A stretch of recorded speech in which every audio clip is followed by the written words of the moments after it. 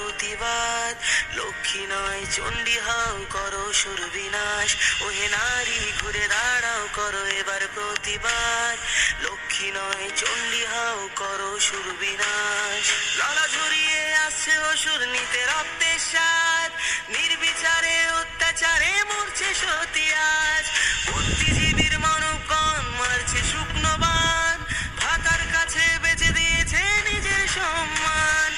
তথ্য লোপাট করতে ব্যস্ত প্রশাসনের হাত। ভেঙে দাও পুড়িয়ে দাও, করো প্রতিবাদ।